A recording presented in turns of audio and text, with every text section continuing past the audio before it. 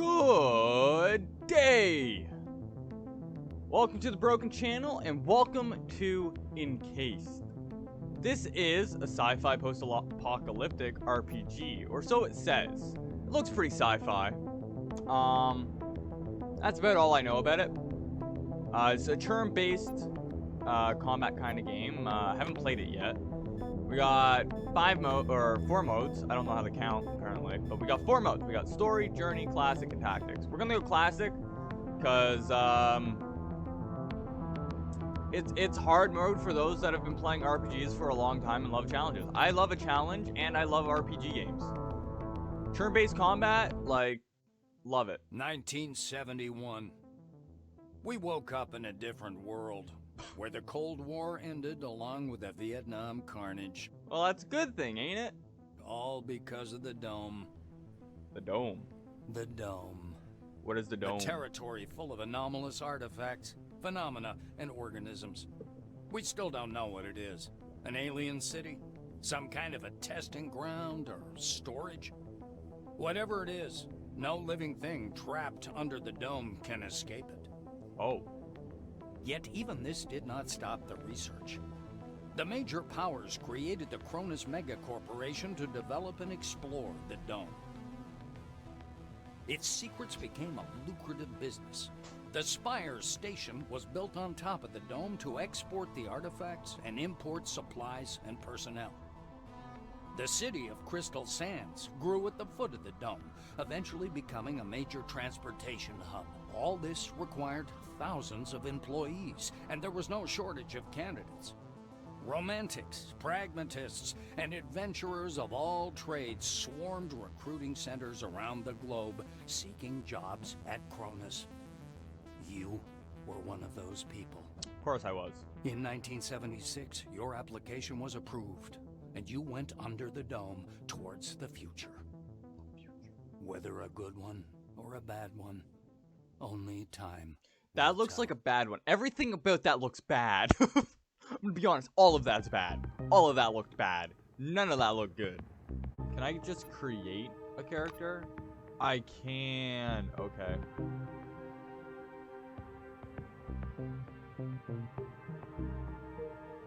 Awesome. Okay. So our name will be Netila. Yep. The leader of the signalers will be Netila. I can be other. I can be male, I can be female, and I can be other. I'm gonna go with female. And we're gonna be like...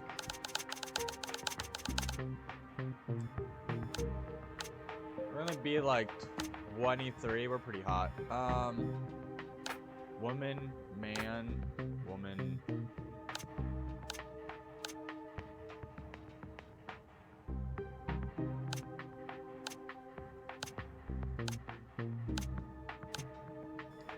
No, I think I'm gonna go with 4. I like 4. Asian, Caucasian, African. Alright, Caucasian. Hair. We gotta get some luscious locks. Oh god. You know we gotta get some luscious locks. Or an afro. Afro's an option. We're in combat, so if we're gonna have long hair, it should be ponytailed. Easier to pull. 8 deafness, 5 fortune, 6 muscle, 10 guts. I like it. Well, survival. All right. I think that's good. I think Netila is Netila. I don't know. I think it's good to go. I think we are ready to party, guys. I just got to go into the settings and make it so it's less laggy.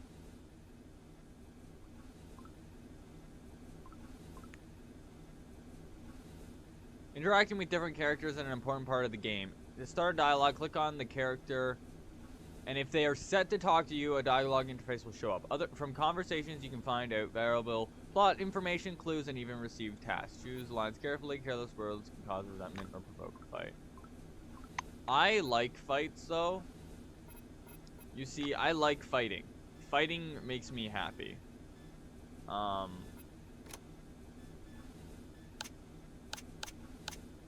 So yeah, we're just gonna go low. Alright, so who do we talk to? I like you. Let's talk to you. Hi. The thin, pale young woman is sitting at the window, leaning against the illuminator. The glass is slightly fogged with her breath. She turns to you. Her shiny badge reads Tomoko Kimura, physiologist. You sound useful. We've crossed the border. No way back now. Even traveling by the funicular wasn't so thrilling. The white presses small hands to her blushing cheeks. Why did she blush him? You were thinking, why have no children been born under the dome? I've got a working hypothesis, but I'm not ready to share it yet. She says softly, as if answering a question you didn't ask.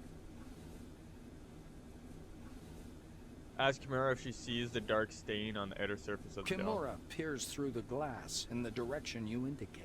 Oh, that's the aircraft that crashed into the dome during the first expedition. I believe that's a wing fragment, and there's some white canvas. What do you think that is? Maybe a parachute? The white shakes her head, bewildered. I just can't believe it. It's all true. We're on our way to meet the future. Kimura shoots you a surprised look. You're familiar with the details of the briefing, right? To put it simply, the dome is a selectively permeable environment. The white draws an invisible hemisphere in the air. Inorganic objects may exit the dome without difficulty, but any living creature dies if transported back to the outside world. That's why we're all stuck here for an indefinite period of time. That's pretty crazy. Kimura is eyeing the dome's mesh, glittering in the sunlight. Supposedly, it's something to do with the atmospheric composition, but it's a weak theory. The difference of the air within the dome is so insignificant as to fall within the margin of error. Or to put it more simply, there is no difference. She shoots a quick glance at the silver and lowers her voice. I heard a rumor, or a conspiracy theory, that we can leave the dome at any time. We've simply been told we can't. If you ever decide to test this hypothesis, don't forget to leave me something in your will. Alright. Monty, Igor. Elsa! A tall woman is watching an ad playing on the monitor, arms crossed. The polished to a shine badge on her black overalls reads Elsa Olafson, Security Service. So she's part of Blackwing. She glances at you and offers her hand in a businesslike manner. Greetings. Please take all necessary precautions. By that I mean, don't turn your back on him. Elsa nods at the orange. Ah. I just follow orders. Even if his crime was embezzlement, I have to keep him cuffed.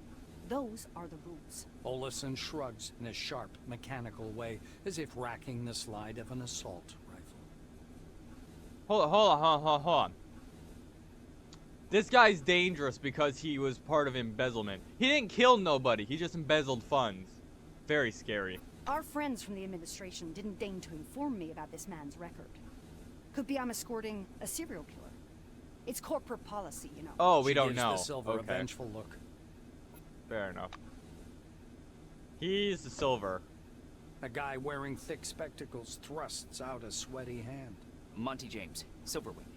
He glances down at your badge. Ah, it's you. I found your file extremely interesting. And your CV, wonderful. Inspiring, really. When I had the opportunity to look over the files of my future colleagues, I couldn't resist. I don't want to sound boastful, but silver level clearance has its advantages. Monty winks.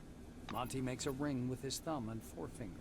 You were number 63,784 on the waiting list, but you were lucky enough to get into the dome after only 16 months. Only 16 Besides months. that, zero, nada, absolutely nothing.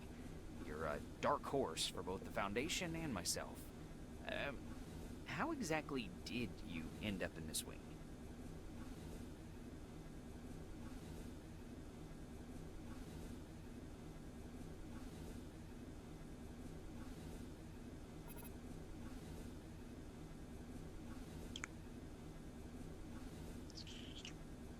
I like adventure.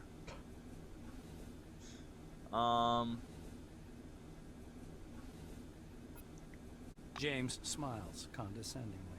Yeah, my little schoolboy nephew's the same. He loves all those bizarre space travelers, like Captain... what's his name? Hyena? Or Hound? No matter. You two would get along well. Well, I'm glad I can get along with your nephew because fuck you. An uncomfortable silence rises Fucking between insulted you, me. and Monty taps the narrow illuminator panel with one finger. Look, there's a storm rising. The lightning is strange. Green. Should lightning be green? This is my first sandstorm. I'm leaving. I don't like you. I'm gonna talk to the other blue. A man Igor! with a mustache and a blue jumpsuit is standing at the window, studying the construction site below through the occasional break in the clouds. His badge reads Igor Patan, planner. The blue taps on the glass with one finger and gestures you to come and take a look. Seems like he doesn't speak English. Man. The orange is dressed in a new jumpsuit. The shiny badge on his chest reads Quentin Bisley, laborer.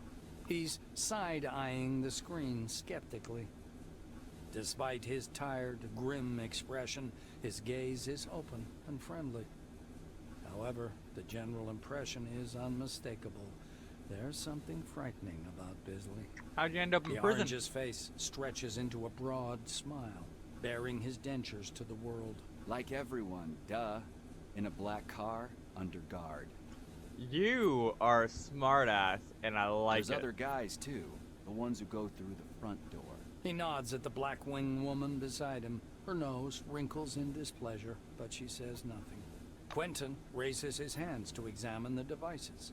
They call them humane handcuffs. How about that? Truth is, there ain't nothing humane about them. They zap you real hard the moment you get your hands on a gun. But they sure look nice. Bisley lowers his hands again and smirks. At least they look nice, eh? Alright, can I just get the fuck out of here because all of you are fucking useless. Alright, I'm dipping. Stopping by the door's porthole, you watch as the ground slowly approaches. It looks brown-black through the tinted glass and smoky blue at the horizon. Your eye is I drawn thought to he the was done. cluttered eastern section of the dome, where you see a block of warehouses and something resembling an observation deck. The real dome doesn't resemble its image from the ads at all. There are no snow-white cities or vast highways to be seen here. Looking more closely, you can make out a single, lonely road leading north.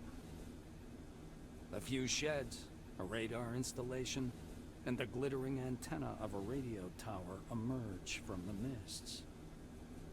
Yes, engineers will have plenty of work here. Just as you're about to move away from the window, you notice a whirlwind beginning to form above the ochre plain. The gathering storm drifts unhurriedly above the desert, a crown of green lightning flashing at its core. Clearly no ordinary weather phenomenon. It must be one of those anomalies. You freeze by the window, unable to avert your gaze.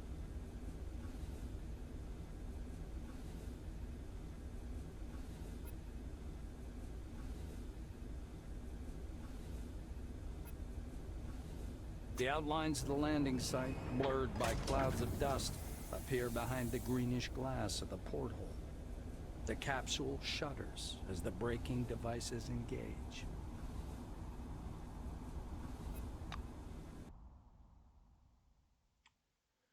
You know, I love reading stuff, but like having it read to me, I get, you know, finicky. I need to finnick. I gotta finnick stuff. Also, every time it makes a sound, I think I'm getting like a snap or something.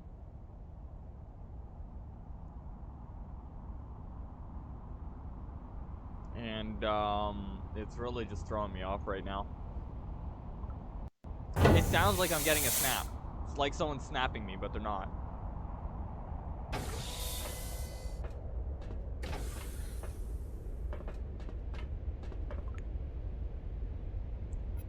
Oh, I can use WAS to move my character.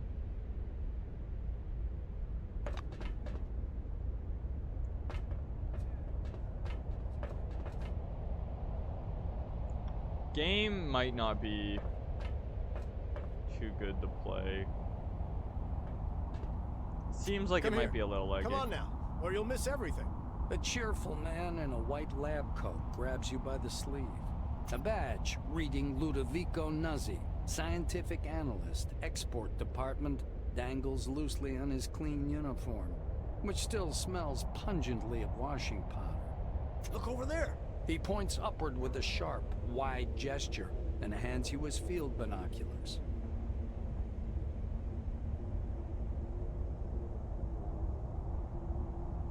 You raise the binoculars to your eyes. That looks pretty cool. Under fourfold magnification, the whirling cloud above the rust-colored plains looks even stranger. Its core glows with flickering green light and flashes rhythmically, and that rhythm seems to form a complicated pattern. Nuzzi bends close to your ear. Fascinating. Do you want me to bring some filters? If we intercept the red and blue spectrums, we'll see something amazing. It's like a signal, some kind of message. Without tearing your gaze away from the binoculars, you turn around slowly, studying the dome's horizon. It's somewhat unexpected that the dome looks horribly empty. Your eyes find some construction pits dug directly in the sand, and concrete blocks laid beside them. There are almost no roads, or not sealed ones. Only one highway with yellow surface marking stretches among the sand drifts. The scientist looks blankly at you, then down at his lab coat. Ah, this? This? He lets out a blaring laugh. Ludovico points at the building behind him. I work in Concord Station, categorizing relics. My job is to classify them by rarity. Then the blues package them, silvers issue the documentation, and oranges move them to the cargo capsule. Just like the one you arrived in. So my job is to fucking package relics. Nuzzi Fun. points upward. Then the capsule takes the relics way up there, all the way to the spire, then to crystal sands by the funicular. They get auctioned off and turned into money. It's not like I endorse this, but we all like ourselves a good paycheck, right? That's true. He offers you his binoculars once again. Do you want to have a look at the spire? It's amazing. But then, you can look at the spire anytime. Now that sandstorm, that's what's truly amazing. Nuzzi looks from you to the capsule and to the landing terminal entrance. He flings his arms up. Oh, mi scusi. Excuse me, I'm so sorry. You'd better get going or you'll be late for check-in. Your colleagues are already inside, and the storm is growing stronger. Yeah, the storm is growing stronger. The white mutters in fascination, eyes glued to his binoculars, which is fixed on the spinning whirl of clouds. And I was starting to get bored.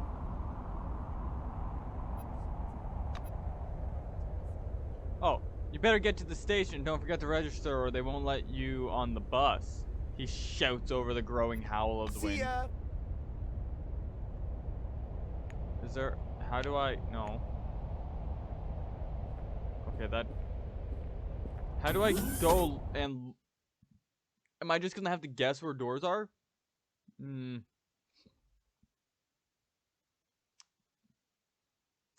I guess I just gotta guess doors now.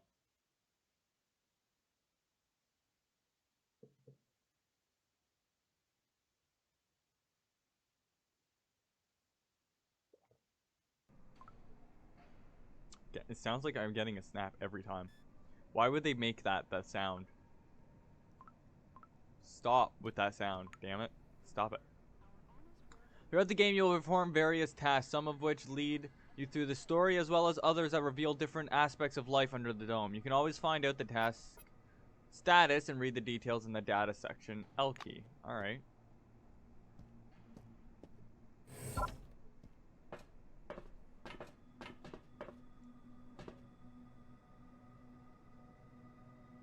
The young Blue is closely studying a communication schematic in his Karus.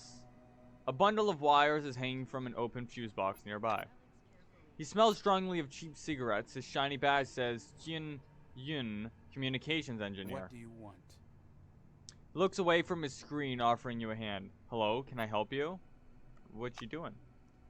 He taps lightly on the screen. I'm trying to calculate the optimal route for telecommunication cables. These cables connect the entire dome. Here at Concord, they form a hub and run up the spire. Yun's face turns very serious. This cable is the only thing connecting the dome to civilization. And if it happens to break, political situation, after the dome was discovered in 1971, and with the beginning of international cooperation on its development, a thaw ensued in the Cold War. The doomsday clock minute hand had been pushed back and now shows 18 minutes before midnight. Okay. The engineer looks at you meaningfully. Therefore, my mission is to ensure a stable connection and secure line, which is impossible without proper documentation. The way they're doing it here is a shame. A shame or a sham? I'm gonna say shame. A person could do time for that back where I'm from. Mollify him. You arrived here to keep the local infrastructure from falling apart. Mollify? Yun regards you with respect. He puts the communicator away in his pocket and points at the bundle of cables. Look at this shoddy work. First, the wires aren't shielded. Second, the signal is fading. Third, clearly this was done in an awful rush. No matter how much of a rush there was to finish this, such negligence is unacceptable. But I'm not surprised. This is the predictable result of using forced orange wing labor. Do you have any questions for me? Yun fixes his collar where it's cutting into his neck.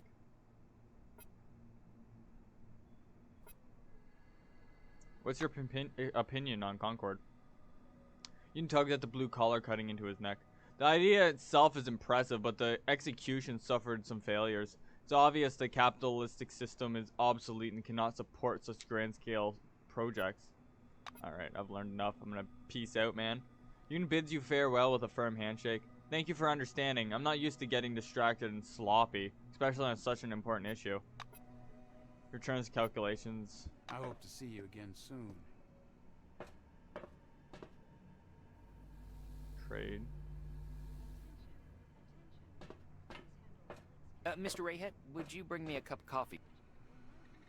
Silver wearing thick glittering spectacles is sitting on an orange couch nervously fingering his badge, which reads Monty James. A large suitcase rests at his feet, with a leaflet above the dome perched on top. Howdy. He looks up and studies your face with a squint. Ah, it's you. How do you like the inside of the dome?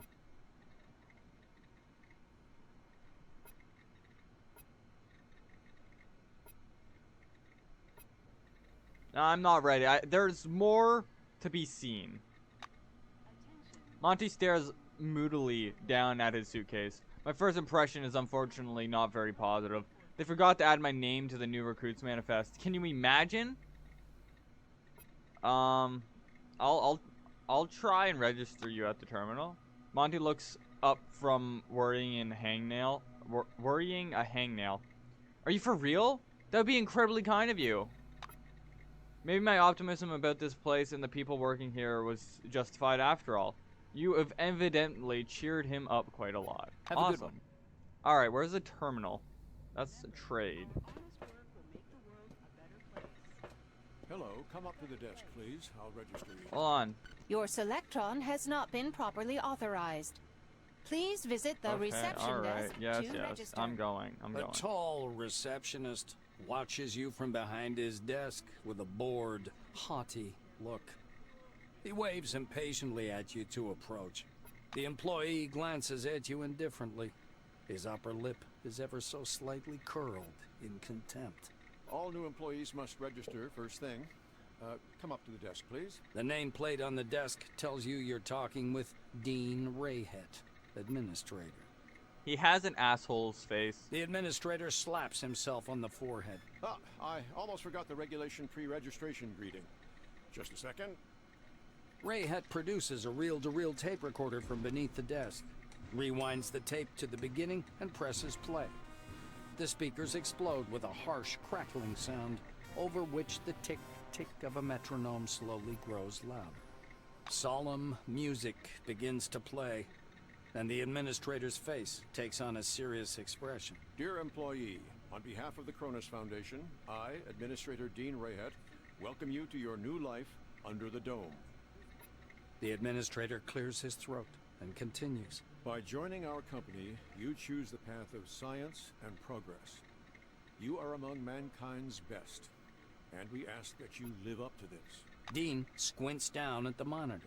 Deserve this title. Do your job honestly. Obey the law. Respect your colleagues and... The music fades, and the administrator finishes his speech. And together we will build the best possible future for all mankind. Man, no wonder this place is falling apart. You got no enthusiasm, man. Dean puts the tape recorder away. Now Where's that the we're done with official enthusiasm? greeting, I'll register you and upgrade your Selectron. Okay? Dean's hands hover over the keyboard. He gives you a nod. I'm gonna enter it on my You own. squeeze into the narrow window, lean over the reception desk, and key your data into the database. After entering Proceed, you return to your seat. Dean mutters discontentedly to himself as he moves back to his turn. I really just denied the man. Rayhet scans the computer screen. So your position in the waiting list was 63,784. You've been assigned to Magellan Station. A special bus will bring you there after a series of briefings. Please pass me your Selectron so I can update the firmware. Dean snaps the docking port of your pass to a recess in the Mine casing now. of his computer. The administrator returns your Selectron. Now you have first-level clearance for a Blue Wing employee. You have access to storage, the repair bays, and various workshops. Your Selectron also has a built-in universal key that opens the hatches accessing the air shafts. What am I, Isaac Clarke? Dean continues. All new employees have a short list of tasks to perform on arrival.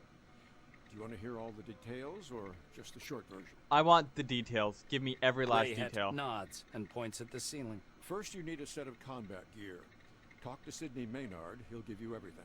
Why do I need combat gear? I'm a fucking engineer. Why do I Dean need weapons? extends his second finger. Second, weapons. Ms. Margarita Takachenko is the clerk at the armory. After she dispenses your firearm, you'll need to head to the training zone for a brief weapons handling exam. Why do I need the weapon handling? The administrator straightens his third finger. According to the latest regulations, all employees must attend a briefing on psi abilities. Apply to instructor Andrei Mihai. Dean extends his fourth finger and looks at you meaningfully. Did I tell you about the combat and tactical training? The fourth step is to visit instructor Winston Botherby. And finally, science is the overarching purpose behind everything we do here. Go to Professor Van Alden to learn how to study relics, avoid anomalies, and catalog scientific knowledge. This training is mandatory for all wings, not just white. Dean finishes.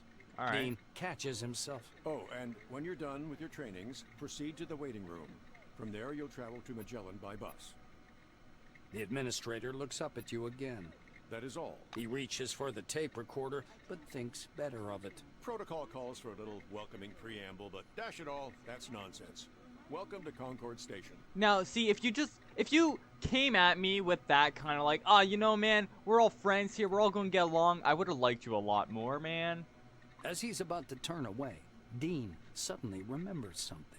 Oh yes, I sent your mail to your Kairos. Check your new messages. My Kairos. Well, All right. that's all, I think.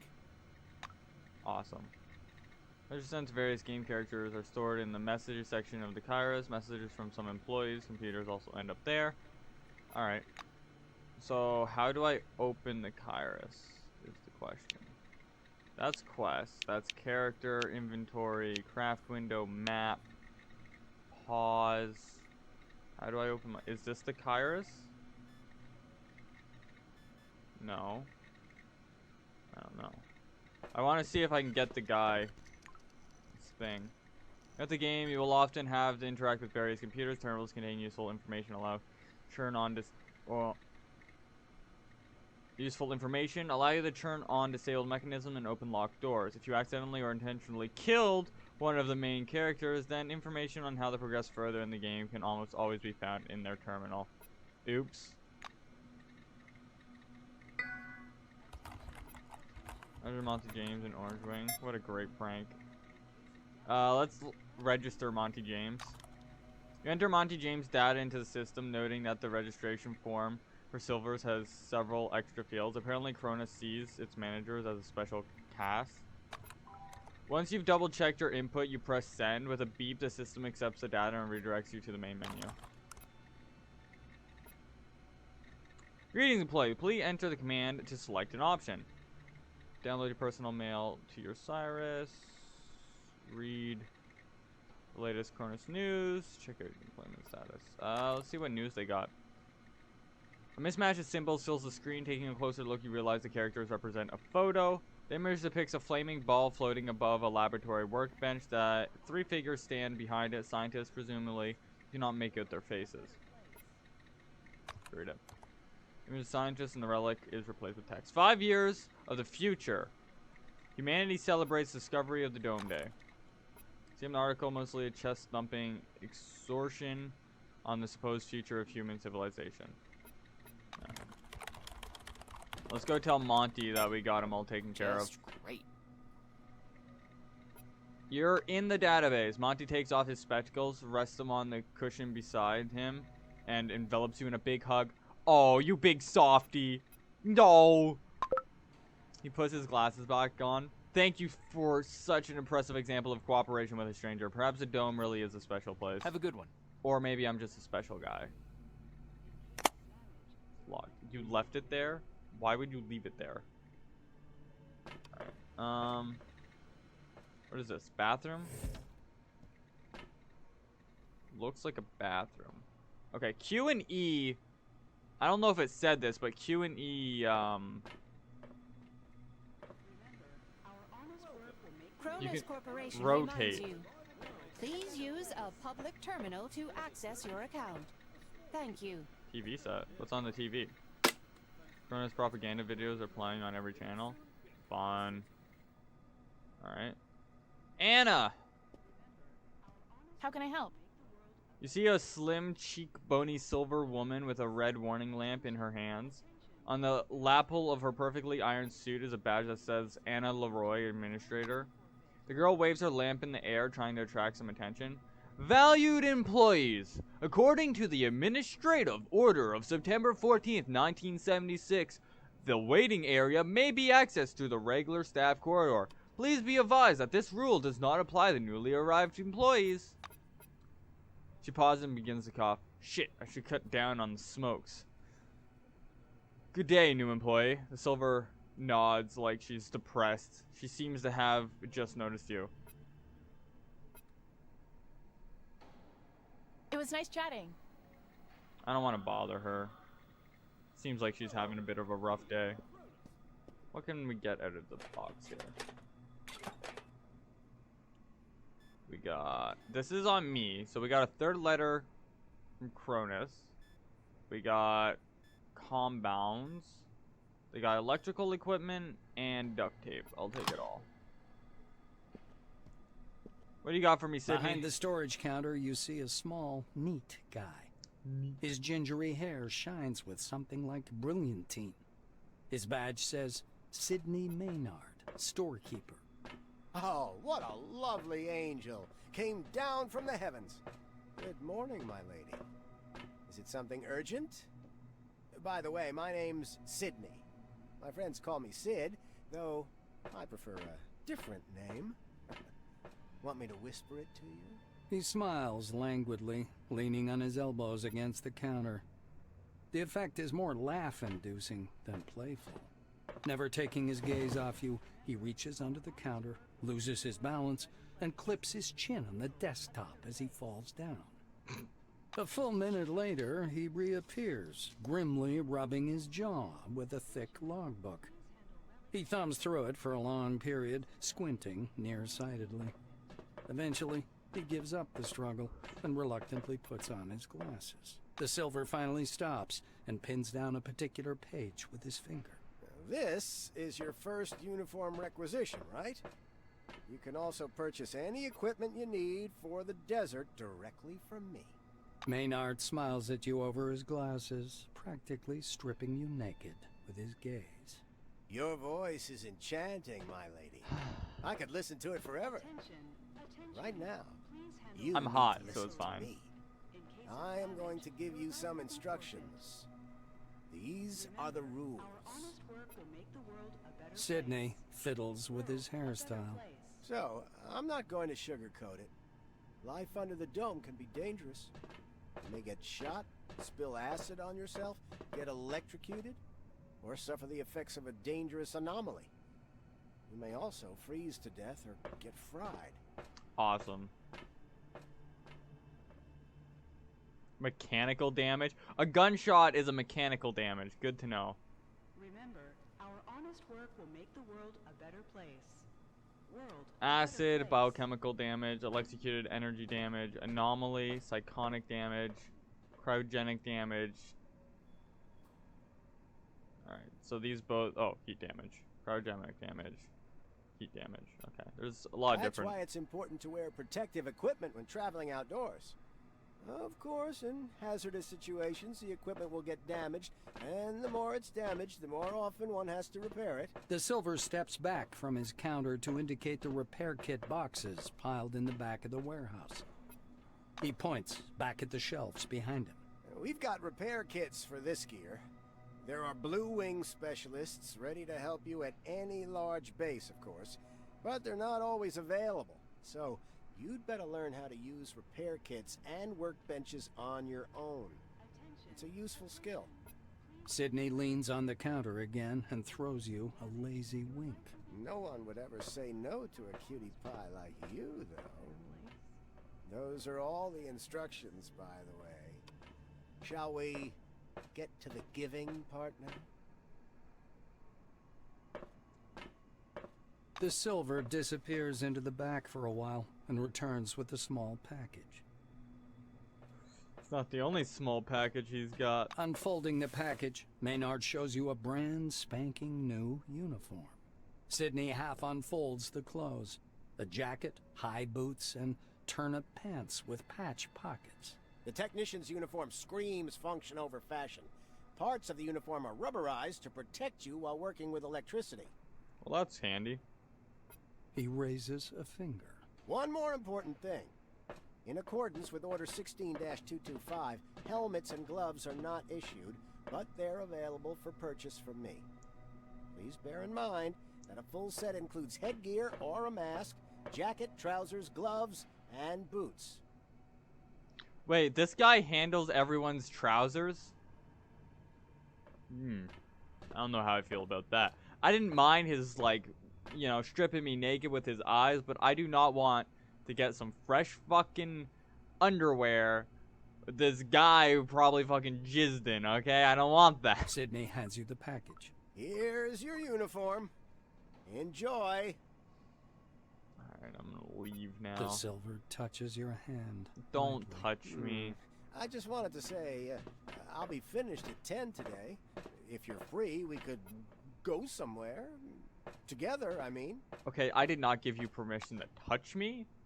Don't touch me. Don't touch me. Alright? Don't do it. Alright, let's open our inventory.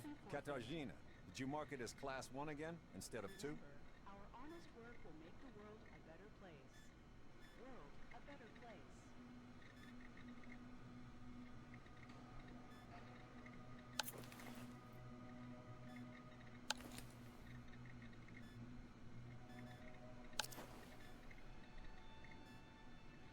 You know what? I'm gonna be honest. I'm gonna be honest here. I don't look half bad. Man.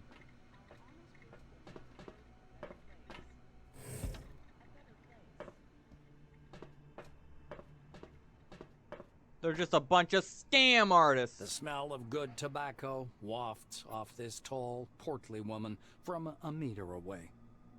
A black lacquered pipe, an open logbook full of signatures, and a metal flip calendar sit on the counter in front of her. A small nameplate reads, Margarita Tkachenko. The woman fixes her coppery hair with one hand and casually lights her pipe. To what do I owe the pleasure? Her voice is deep and gravelly. Margarita thumbs back a couple of pages in her logbook. I see. This was your first receipt. She glances at her Kairos, looks at you, snorts, and retreats to the shelves. A couple of minutes later, Tkachenko returns holding a small pistol.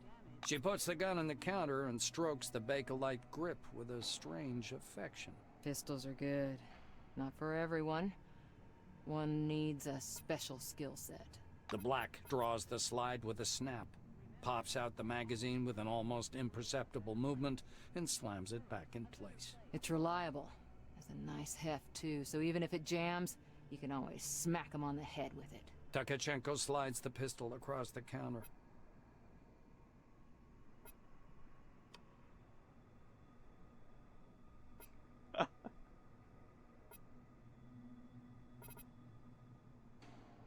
You know, how... Hold on a second. How do you... It's a fucking pistol. You don't sling pistols over your shoulder. What the fuck? Margarita drags on her pipe and releases a puff of thick, yellow smoke. I see you know the rules and won't cause problems. Tkachenko tamps down her tobacco. Nice accuracy, but the stopping power is too low to call it a killing machine. Still, it's an all-around excellent weapon. The black points at a poster on the wall behind her. Can you see what's written there? No. Clean and oil. I have nothing to add. Alright. The armorer shrugs, puffing indifferently on her pipe. It's the least I could do. We have a requisition list from the Silvers. For free, you receive only rubbish. If you want the real deal, check out the weaponry shop. Or me. Wait a minute. Sign your name here in the meantime. Margarita reaches under her counter and produces a set of ammunition. A new set of ammo is issued for every task, but there's so much bureaucracy you'll go daft. Expenditure report. Form number 16. Disposal form. The Silver's running true to form. So if you need more ammo, I recommend you either search or barter for it. Or learn how to craft it on your own. These are useful skills. Trust me. Leaning over the counter, the black points somewhere off to one side. Now it's time for your training. Botherby is already waiting for you by the big gate. He's a bit dotty, but a good man nonetheless. But before the training zone, go see that wizard guy with his toothpicks. Be careful around him, though. Don't let him pitch you a line. Psychic my ass. She winces in disgust.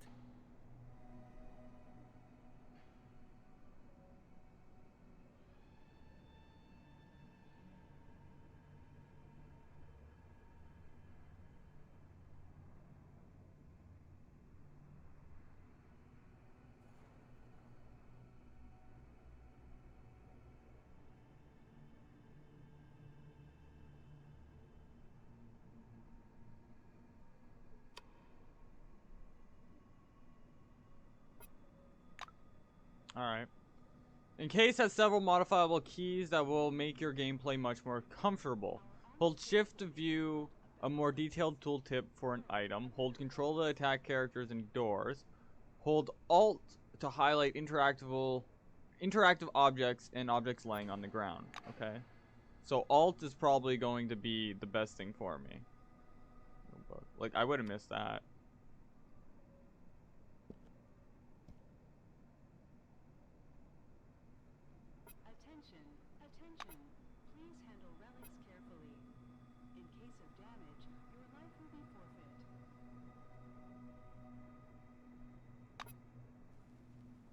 Remember, our honest work will make the world a better place. World a better place. Where's the toothpick man? Are you toothpick man? I'll complain to the Silvers about that idiot. They'll take the appropriate measures.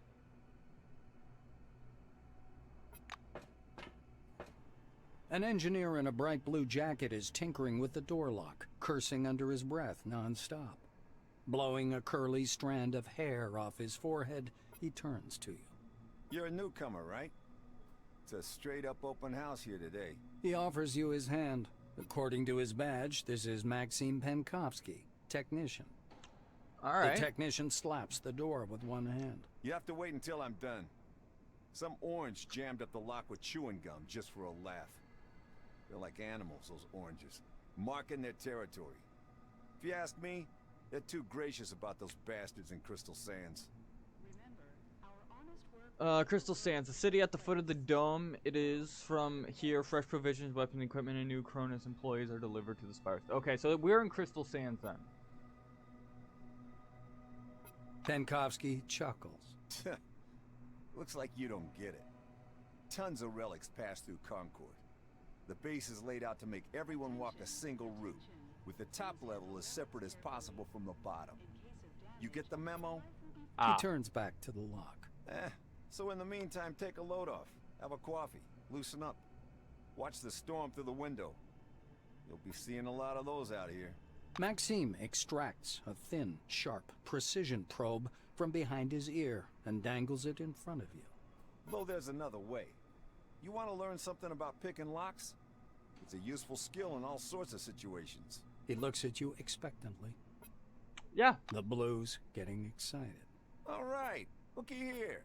Penkovsky presses his pick lock, and an odd device resembling a hybrid of a screwdriver and a can opener into your hand. Using a mechanical pick lock is easy peasy. No special skill required. They wear out after a few locks. While the old-fashioned kind is another thing entirely. Cheap, one use. But one has to know how to use it right. That's a tool for a master. Maxime takes out another pick lock and crouches by the door. He gives you a quick lesson on how to pick a lock. By the way, you can carry your tools in your belt. It's much handier to have them right there. Penkovsky shows you his utility belt, where he keeps all kinds of tools and gadgets. Actually, finding tools under the dome is no problem at all. There are even devices for hacking terminals and so on. Maxime hoists up his belt. The blue solemnly raises his index finger. And one more thing. Always use brand name stuff if you can. Groovy produces good kits. Modus and Supercolor do too. They've all got fat contracts with Cronus, so they care about quality. Alright, so Groovy, Modus, and Supercolor are the ones we want to focus on. He looks at the door again. Damn these locks. Though I'd rather be doing this than fixing hab pods. Those are a real pain in the ass. What's wrong with the hab pods? Penkovsky gives you a patronizing look. Because they're poorly made, warped from the heat, and the filters aren't worth a damn. The modules were constructed by marketing managers, not engineers. Building a city in the desert was also their idea. This project is all about PR. Cronus wants to show the world how tough they are. Awesome. Throughout the game, you'll come across locked doors and containers. Fortunately, they can be unlocked. Use the right mouse button on a door. Select the desired ability from the list. You can use special lockpicks, increases the chance of success, but those usually deplete rather quickly. In addition, you can break down the door with brute force, or if there is a terminal nearby, try to open the door with it. Well, that door doesn't seem to work, so we're gonna go talk to Andrew. A lean silver with thick black hair and a huge cigar clamped in his teeth is sitting in front of you. As you approach, he flashes a sly grin and slowly raises an outstretched hand above the table. Something really weird happens. All the paper clips, pencils, scattered toothpicks, and bits of trash float up from the table and hang in the air. The silver badge reading Andrei Mihai, Science Instructor, floats up as well. Here for the briefing, huh? Shall we get to it? He takes the cigar out of his mouth and exhales a lush cloud of smoke. The silver props his elbows on the table. Anyway, here's the deal. It's more profitable for people with a high psyche to study psionics. Give me your hand. I don't have a high psyche. Not waiting for an answer, he grabs your hand with strong, dark fingers. Andrei gropes your hand with an expression of fierce concentration. So, Do you practice? Bells, bulbs, brushing mugs off the table, huh? The No. Silver takes a thin glove covered in talc from his desk and passes it to you. Look, a glove, right? But it isn't just a glove. This is an ooh mama, hold me tight glove. It takes energy from your noggin, your psyche, and pew, concentrates it. Uh-huh. He counts off on his fingers. Learn psionics. Put on the glove. Transform energy into the necessary shape. That's the whole briefing. Simple? Simple. Now to your questions, huh? Show me a trick. You don't have to ask him twice. Mihai Figured as picks much. up a light bulb from the table, gripping the base in his hand. The filament begins to glow faintly. Soon enough, it comes to full heat and glows bright orange. In a little over a second, the bulb is shining with a steady white light. Nice. The Silver laughs contentedly. Cool. I repeat, get a lockpick and attach it to your utility belt. And then, apply it to the door. Yes. All right. apply So, is the okay, problem. it is already attached here. Attention, attention. Please handle relics carefully. In case of damage, your life will be forfeit. Got it. You're doing great. Thank you. All right, off you go. I'll keep working on this Welcome lock under the because of that dome. orange. Hey-oh. An amazing excursion to a... Have any Again. friends? I don't have any friends. I need to talk to Dr. Man here, I think. You see a tall scientist in a white lab coat, bathed in the dim lamplight. He almost appears to be hovering above the laboratory floor. The man turns at your footsteps. He's holding a paper clipboard and a pencil. His shimmering silver badge reads Sebastian Van Olden. He glances from you to the glittering watch on his wrist. I want us to respect one another's time. Please speak loudly, clearly, and to the point. You must be the newcomer I was told about. Nice to meet you. Finished with his unusual greeting, he offers you his thin hand. The scientist puts the clipboard aside, raises his watch for a closer look, and sets the timer. He shows you his watch dial. According to the rules of this briefing, I have to touch on a large number of topics. Therefore, I will do so very briefly. Do not interrupt me. When I'm finished, I'll answer your questions. Within regulations, of course. Sebastian produces his handheld and clicks some buttons. I checked your scanner. It's working and it's connected to the Minerva database. Everything you scan will earn you Kronos or Forefathers knowledge points. The instructor watches you with displeasure. Are you listening? Scan everything that might be of scientific interest. First of all, anomalies. They could be dangerous. Make sure to always have medication with you. He places a canvas pouch in your hand. This pouch is full of bolts. You can temporarily discharge an anomaly by throwing a bolt into it. It's primitive, but reliable. Van Olden pushes a button on his stopwatch. So, my oral briefing fell within the allotted span of time. Any questions you want to ask me?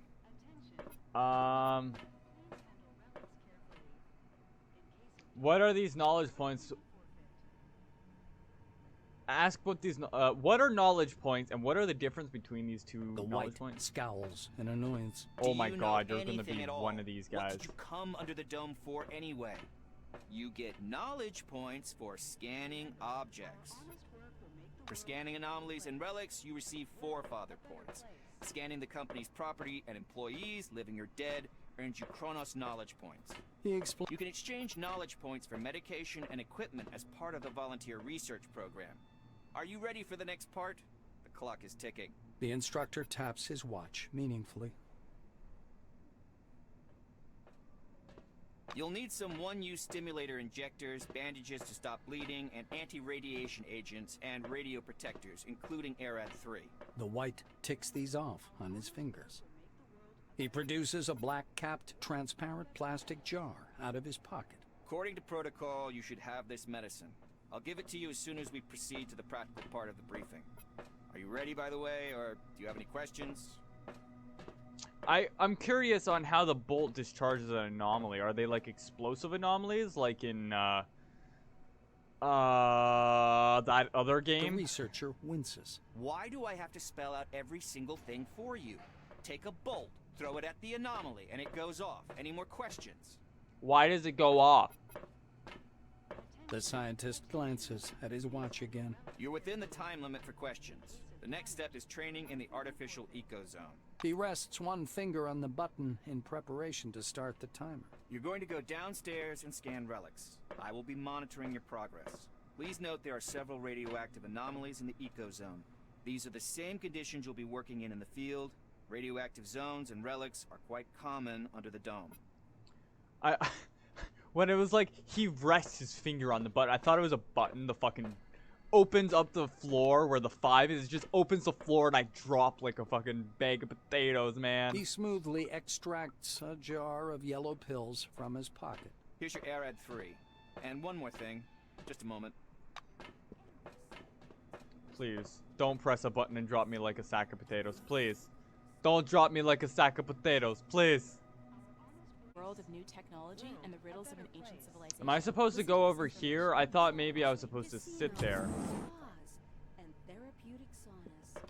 Please stand by for decontamination to end. Various actions such as eating food or taking medicines may impose certain status effects on you.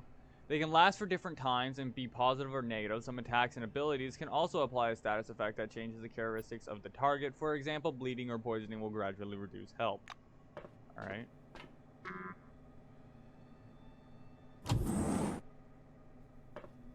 This is Victoria Legrand and the dome from the inside. You have the scanning ability. To perform a scanning, select the ability in the panel and then click on the object you want to scan. For each successful scan, you receive knowledge points. The data obtained in the process stored in your Cyrus. Alright, so I need to use scanning ability. Van Olden gestures back at the... Okay. Is that the scan? I could just hit 1. Ladies and Oh, gentlemen, no. this is the dome Is that from supposed to be the numpad or inside. function? With me, Victoria Legrand. As you can see, there are endless salt pans in the western region behind me. The sun reflects blindingly from the south, and the air is as dry as a nest.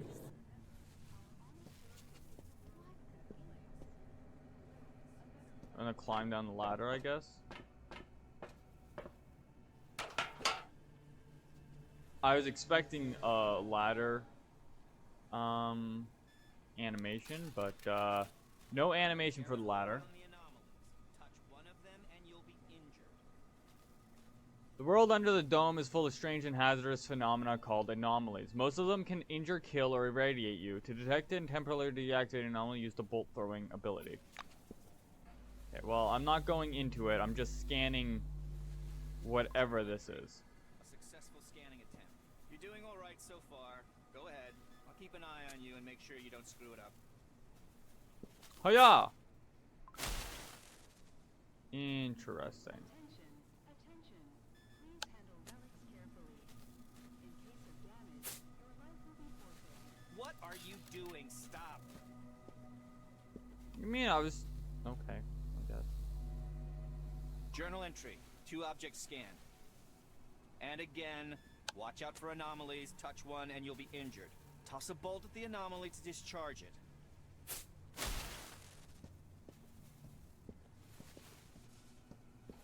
Go, go, go, go, go.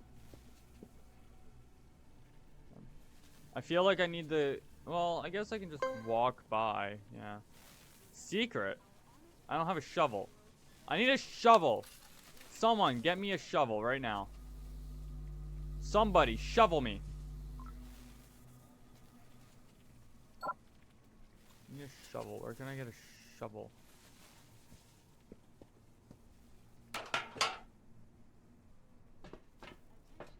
Where can I get a shovel?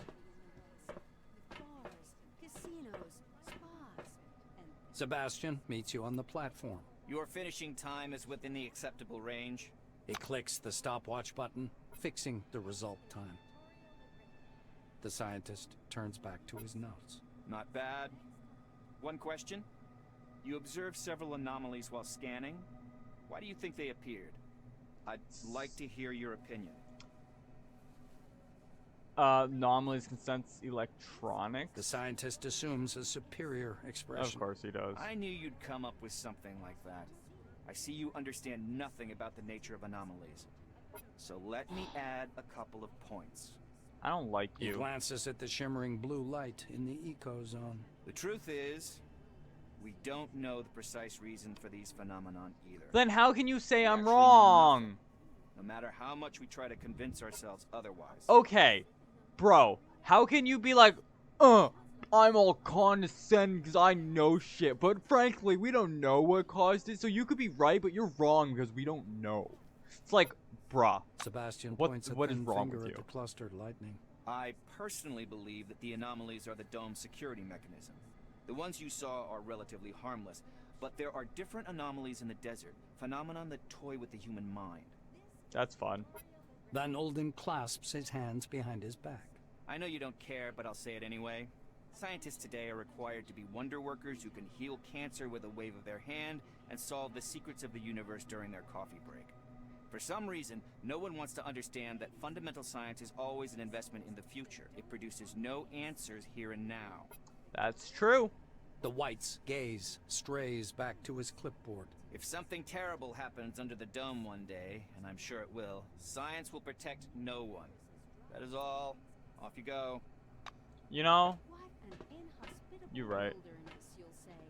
And I fully I want to go talk to George, though. George seems much nicer than you'll ever be. The White Wing employee is whispering something, his eyes lifted to the ceiling. He doesn't even notice you. His coat is covered with multicolored stains and paint splooshes. Even his badge, reading George Zarens, is blotted with something pink. Come on, don't be shy. The professor jerks his head up and squints nearsightingly. Yes? Are you looking for a scientific curator? You've found him. I can exchange your scientific data for initiative reward or incentive rewards. Tell me about the forefather points on the screen thingy here. Zarens looks at you with an extreme surprise. He's certainly good at this expression of absolute puzzlement. Shuffling his feet like an old man, he comes up to you. Are you not ashamed at your ignorance? This is a revolutionary program launched by the corporation. Should you know these things? I want to know all the details, bro. Zaren proudly puffs out his chest. Well, you've come to the right place. I am one of its creators. The program was created to support and motivate explorers. The White takes a communicator out of his pocket and turns its screen to face you. Numbers are appearing on the monitor, apparently information about total uploads and volumes of transferred data. And it works perfectly. They come here and seed the database. Sometimes they scan the most curious things, but not without a material incentive, of course. Here, look at this. The professor taps at the scanner lens with his crooked finger. You scan, you get forefather points and Cronus points. You take those points and exchange them for medicine, chemical agents, and everything else useful. Soon a network of curators will be placed all over the dome. They'll reward explorers for the scientific data. I would love to exchange some stuff. Perfectly clean leather case out of his pocket. Points to I don't have any Cronus points right now, so let's see what they have for forefather points. Chemical agent, rad force, a rad, Agolin, medical kit.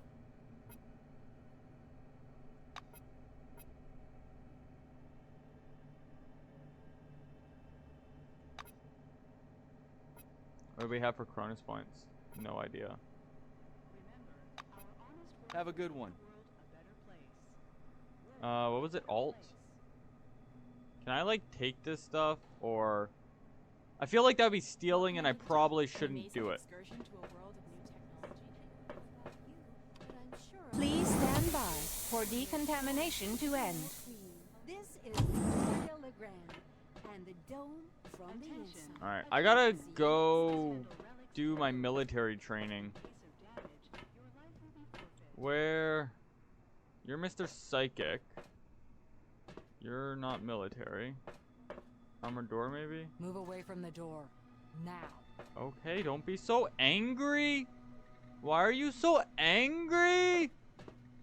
So angry. Where the fuck is the guy I need? Talk to them, and then I gotta find the training place for military. Welcome under the dome, an amazing excursion to a world of new technology and the riddles of an Sipping ancient a civilization. margarita right on this Listen to spot. this information. Sounds like a sci-fi story. But we aren't strangers to sci-fi here. Norman Detailed Potter. plans are Norman! Norman, what's going on, Norman? Stubby black face brightens upon your arrival.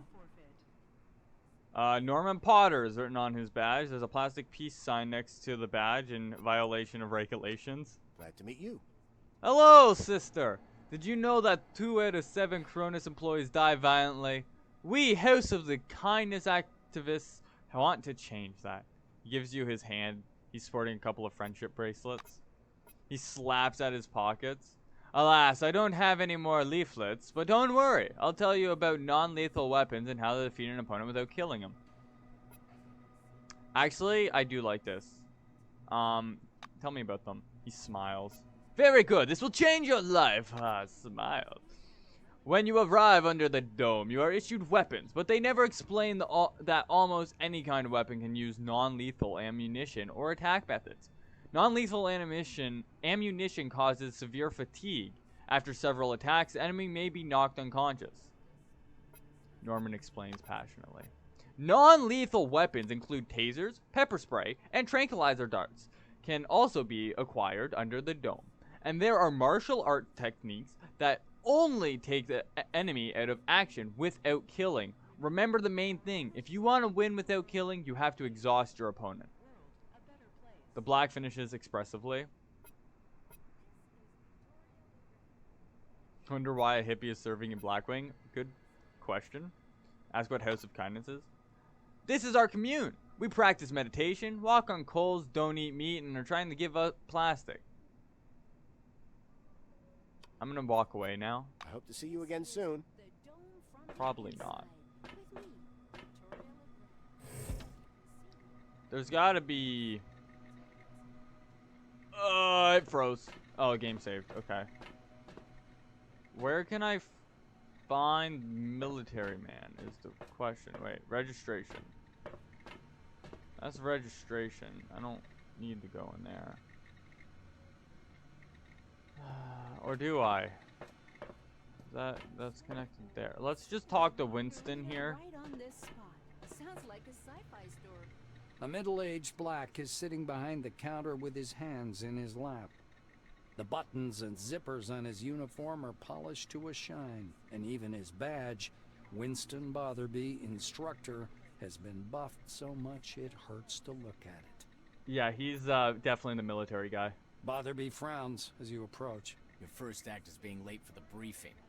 You going to be late for your funeral as well?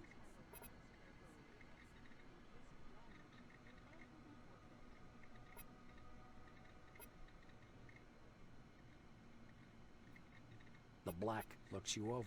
Yes, I see the weapon received checkmark. Looks like you are fully prepared to disappoint me. Man! You are prepared, right, employee? I don't approve of violence. I'm prepared. I do want to attempt to do as little killing as possible, but I will kill if I need to kill, but I will try to avoid it the best I can. That's the run we're gonna go. Botherby leans over the counter and directs you to the doors. Behind this door is a combat simulation computer. Launch it and begin your course. He raises his index finger. The conditions in the training zone closely simulate those one would experience in the field. Your goal is to avoid getting lost and dying of dehydration.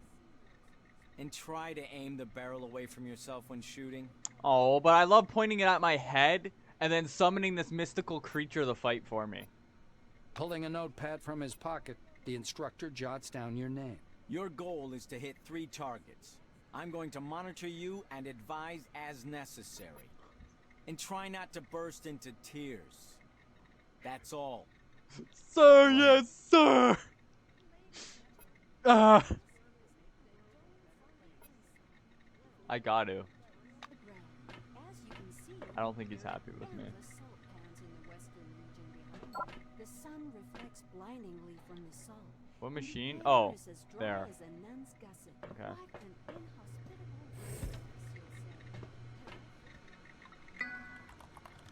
Before entering combat, make sure you're prepared. Check your and your companion's health. Move your weapons from inventory to the hand slots. Load your gun if necessary. Prepare medication. Or prepare medicine. Alright. To counter health damage, consider the sequence of your actions and the directions of your attack. Or, well, just make a bloody mess. Bloody mess works for me. Welcome to the Sherman Holographic Combat Emulation System. Please select the program. Alpha. The Encased Alpha Squad hologram. The picture slowly changes. Looking closely, you can see the lines lines being rewritten one by one. Sherman system. Alpha Squad enters the battle. Proceed to the training zone. I can tip-tap just like you.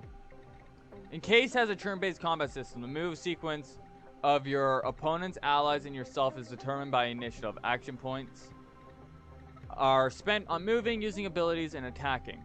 If after performing all your desired actions, you still have some action points left, you can spend them to increase your defense class by clicking on the cover button, V key, or you can finish the current turn and save them for the next one. Okay.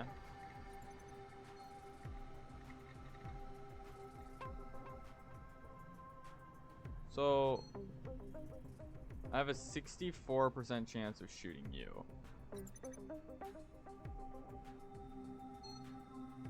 But if I go over here, hold on.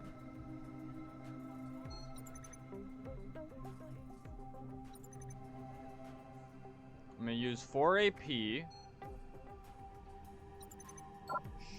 Not enough action points. And I think it was V for defense. Is there a button to press? Oh wait, I only got melee. Hee hee, my mistake. I didn't equip my weapon. Oops.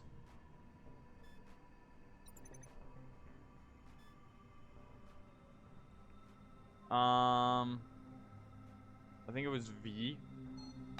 Yeah, it was V.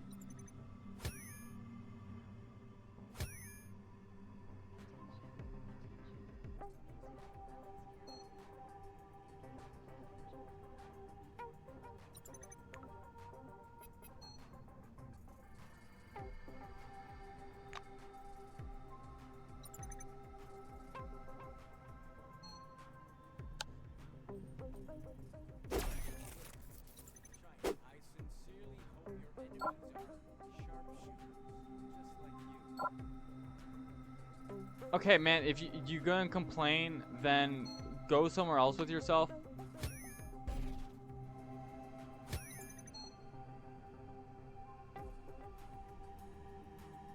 If this was an actual fight, I'd be dead by now. I just want to point that out. Thankfully, they can't actually do damage to me.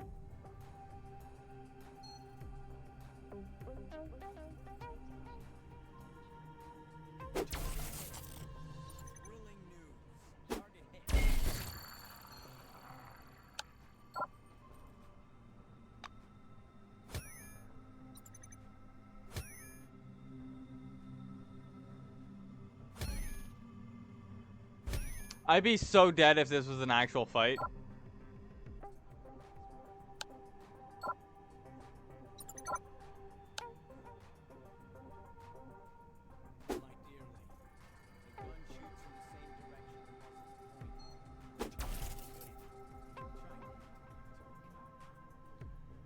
Man, I'm not even using a gun right now. I didn't equip one, like an idiot. Remember how it was like, hey, make sure you have your shit equipped? I was like, nah.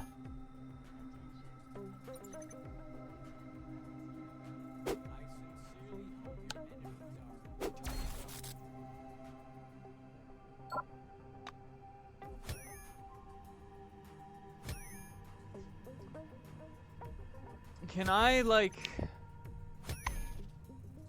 I can. Okay, good. Or not.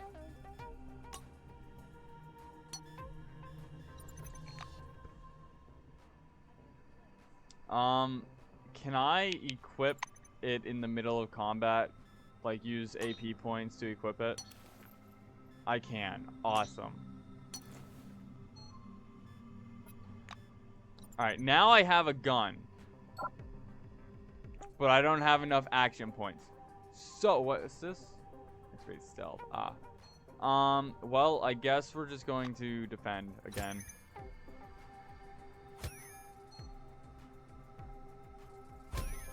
I did it without getting hit a single time. I'm so amazing.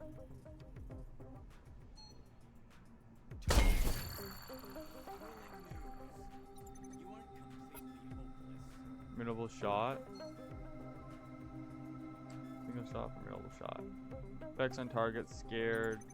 View radius down, detection radius down. You know what? I think I'm gonna use this on them.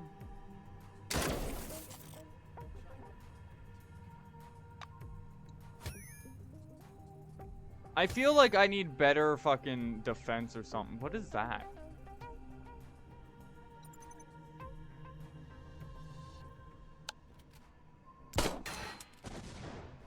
Oh, interesting. Interesting. What, bro? I went most of that fight without a gun, so fuck you. Your cockiness.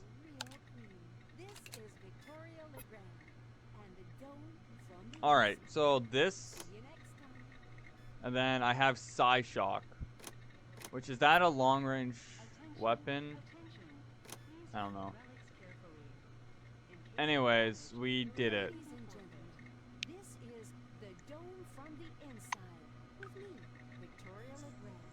What other quests do we have?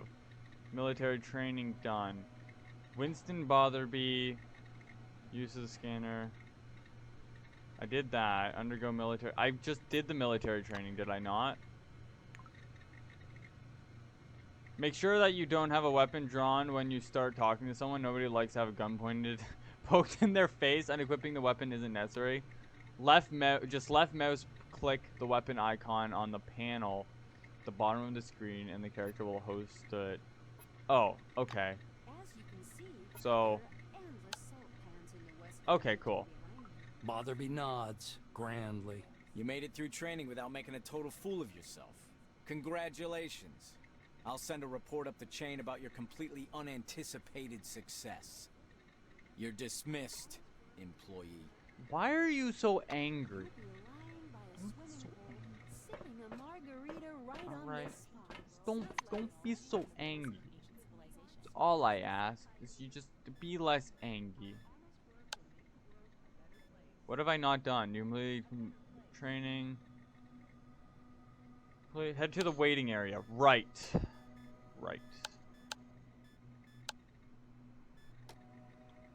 Right.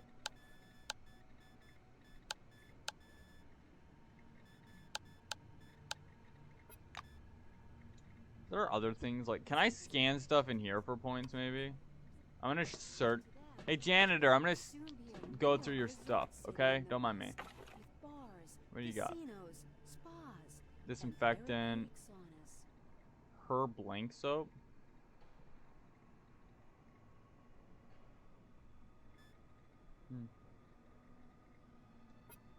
All of that seems like it might be useful. I don't know about you. I can use a vacuum. Hold on. I'll come here in a year and you'll feel like a real Oh. queen. Okay, well, I thought maybe I would equip it and start fucking vacuuming. I wanted to vacuum the place. It's a little dirty. A beefy orange in a jumpsuit is fiddling with the innards of the display board, closely watched by a supervisor. Frosted bulbs shine steadily through the mishmash of wires. He turns to look at you. His badge reads Thorsten Dahl Laborer. Good day. He shifts awkwardly from foot to foot, hiding his huge hands in his pockets. Good afternoon. I wish you a pleasant stay at the Concord station. So, the supervisor standing nearby pats his back in response. Yes, that's right. Well done, Thorsten. You're making progress. Dahl studies your blue jumpsuit with clear interest. He wrinkles his forehead trying to read your title from your badge.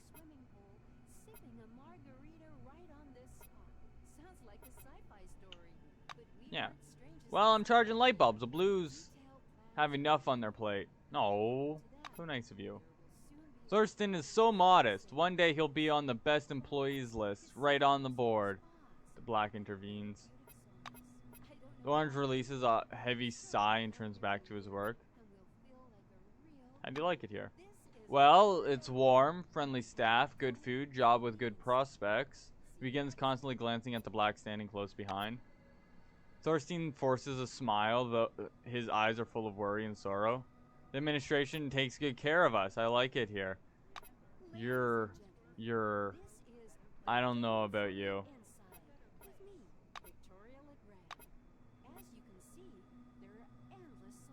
In the western region behind Let me talk to you. You seem sus, lady. The young, dark-haired female guard face bears a canny and slightly self-absorbed expression. Silver badge on the Blackwinger's chest says Bertha Hartman Guard. Hi there. She nods to you. Hello, hello. Listen, could you do me a favor? What do you need? Keep an eye on Thorstein for a couple minutes. I've got to take care of something. Please. Draws in a childish tone, hands clasped as if in prayer. Fine. Thank you, honey. I'll be right back. She tenderly dusts the speck off your jumpsuit and leaves, waving her hand playfully. Casinos, spas, and therapeutic saunas. I don't know about you, but I'm sure. Now we're starting to get bored. Thorstein leaning against the wall, relaxing. Looks like he's having a rest, taking advantage of the guard's absence. So what do you think of it here? Taking advantage of Bertha's absence, Thorstein leans over.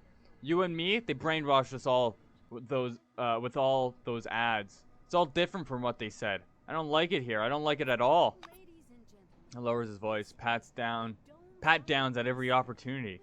Fines, lock up, and they assigned Bertha to me. She seems nice, but in fact she isn't. There were good folks here, but they sent them to work in the labs. Can't even get in touch with them anymore. They didn't want to go, but the terms of the program say they can't refuse. This clean slate social program is active worldwide. His goal is to give convicts a chance to start a new life under the dome. I'll have to fill out the form, which is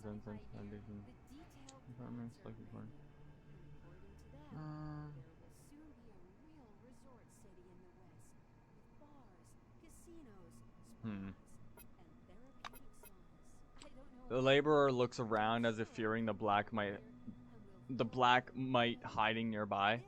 The administration invented all kinds of damned papers, socialization tests, phrase books, and Bertha hands out penalty points at the slightest pretext.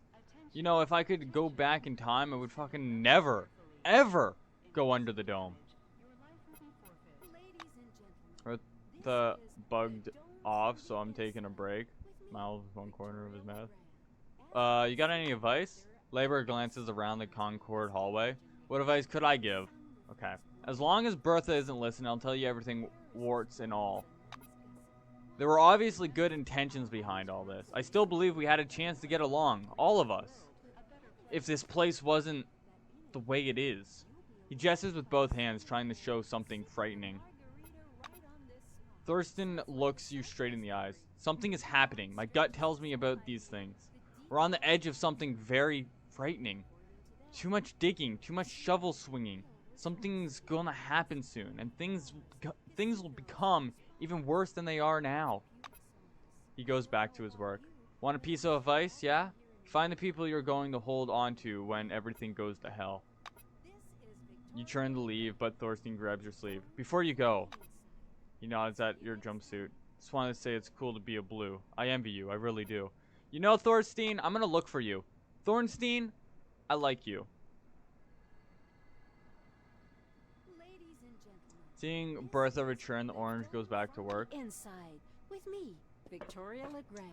As you can see, there are endless salt pans in the western region behind.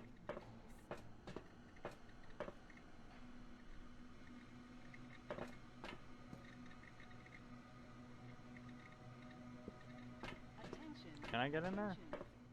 Doesn't look like I can't.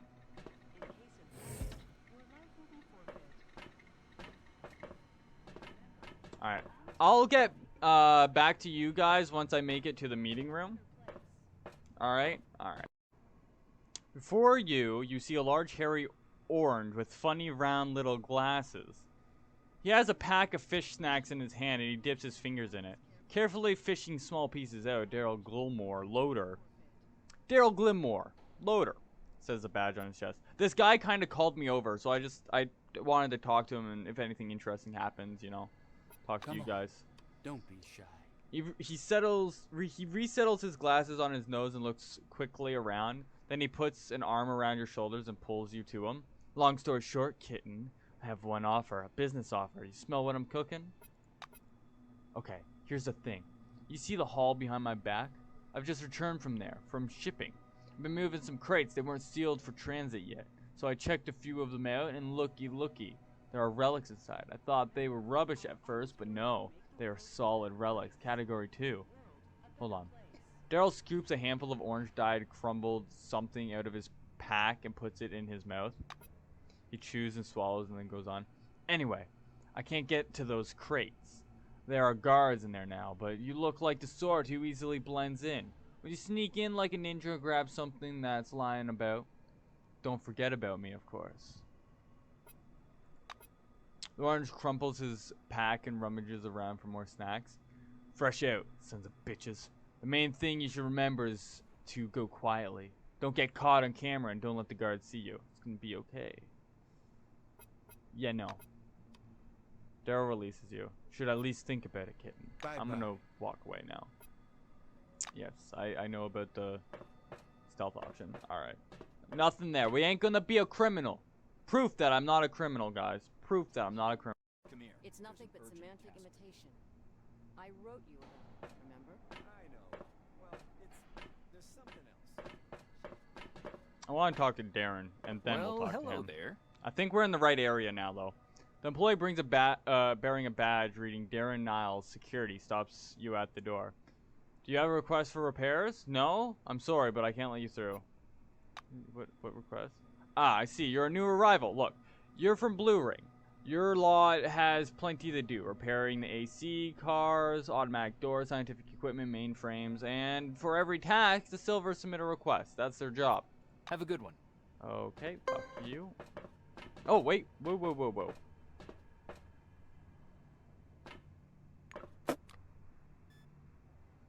An active spherical relic.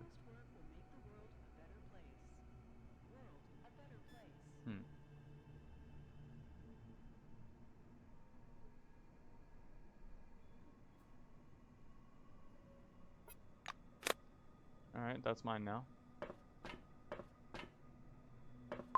Well, hello there. A tall blonde man in his 40s mechanically touches the brim of his black cap, then extends his hand for a shake. His fingers are rock hard. He withdraws his hand as soon as you touch it. The badge on his broad chest reads Adolf Schmitz, head of security. Schmitz is studying you back, disapprovingly, it seems. He wipes a bit of lint off your shoulder and adjusts the collar of your jumpsuit. Your uniform could use a wash. Badly. I'm Adolf Schmitz, head of the security service. You were to be sent to Magdalene, and there was a change of circumstances. The black nods towards the door behind him. I've got an urgent order for you. Your help is needed at the nearby object. Mr. Kingsley is waiting right now to give you your assignment. He'll tell you everything himself. Adolf steps aside, glancing down at your boots. He shakes his head morosely. Why you need me? Yeah. Schmitz takes a small notebook from his pocket and quickly thumbs through it. One moment, it's all in here. Right. Your colleague's name is Igor Potanin. It says here he doesn't speak English. Furthermore, his specialization is architecture. I doubt the problem at Nashville has anything to do with architecture. Alright. Schmitz steps aside, inviting you to enter. Come in, please. The video phone is on the wall over there. Alright, we're making progress here.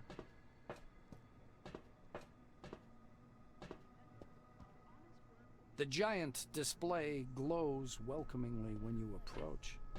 A red light comes on under the screen's steel hood. The camera is switched on.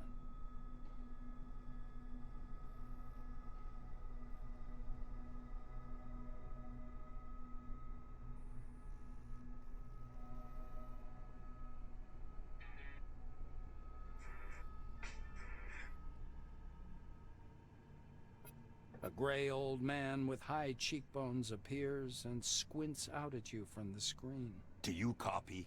I copy. He leans close to the camera, his glasses glittering. My name is Martin Kingsley. I'm Chief Officer of Magellan Base. We were supposed to meet in person, but unforeseen circumstances prevented that. One moment. I'll grab your file. Okay, what He happened? reaches for something out of view and produces a thin folder with your name on the cover. Apparently, your file. My file. Kingsley opens the folder to thumb through the pages. He marks one of the pages with a pencil. Well, well. So you're in Blue Wing. A solid choice. Does it run in the family? Or did the role attract you for some other reason?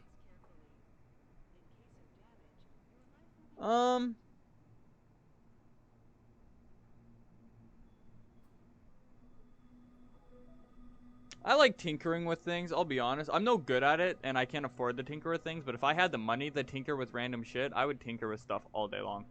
The quick strokes of the administrator's pencils suggest he's added 2 big plus signs to your file. There's around 6,000 vehicles inside the dome now, and that number will only keep growing. You have enough work here for years to come. Kingsley closes the file and folds his hands in front of him. Thank you for your reply. I learned a little more about you. Now I want you to learn a little bit more about us. Keep in mind, this is not a rehearsed speech. Hold on. So what you're saying is I'm basically just a mechanic. Awesome. He assumes a serious expression. When the dome was discovered in 1971, it became a scientific and media sensation, a worldwide phenomenon, and likely the most significant discovery in the history of mankind. Kingsley drums his fingers on the unseen desk, his gaze focused somewhere beyond. I see. You were enticed here by radio advertising, telefilms, and all those interviews, billboards at every turn. Cronus wants the world to see the dome as a stage where something merry and fascinating is going on.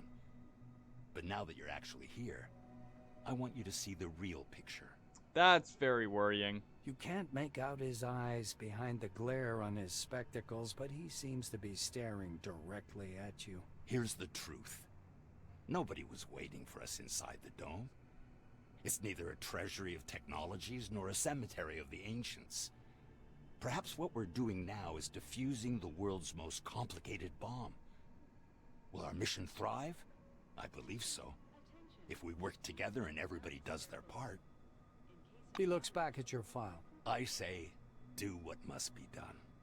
Because that's what the concept of the 5 wings is all about.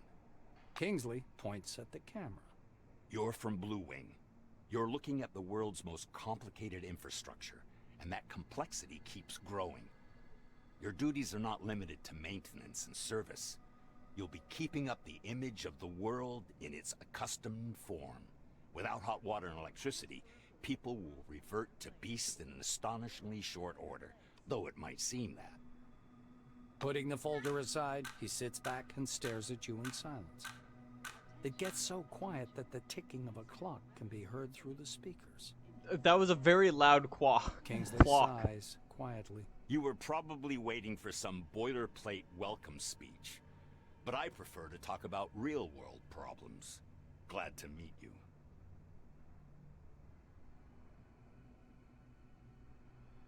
Glad to Martin meet you. Nods slowly. I apologize once again for this long-distance meeting. Now, as we don't have much time, I'd like to get to the point. I'm sure you're curious why you were taking off the bus to Magellan and brought here instead. I'm pretty curious. He moves closer to the camera. I'm going to show you a short video. Please pay attention. Pay attention to the video, guys. Pay attention. Don't look away. Don't blink. I'm watching your eyes. Don't you blink. I'm watching you. I'm watching. Kingsley's face freezes Don't on blink. the screen. I have an urgent mission for an employee of your background and Don't blink. qualifications. I'd have assigned someone from Magellan, but I'm short on blink. personnel. That's why it has to be a newcomer. I apologize again for the rush, but it seems I have no choice. Please talk. Fuck, I blinked. Damn it, I guess you can blink. Martin noisily clears his throat. Maybe you've heard about Nashville Base. While preparing the materials for this mission, I came across a short documentary film about the complex. I think you should watch it. The speakers produce a hollow click. Purple, gray, and black spots flicker on the screen. A blurred title, The Cronus Archive 1971 to 1974, was used in the production of this recording, appears at the bottom. The shadow of an airplane flies across a faded yellow desert. A cheery voice fills the room. Every day, our researchers uncover more and more of the dome's secrets. There is no doubt the underground structures, so-called objects, are organized according to some pattern. Though early on, the importance of the relics to scientific research was considered insignificant. The desert dims into the black of a chalkboard. White lines drawn by an invisible hand begin to sketch a schematic of the dome.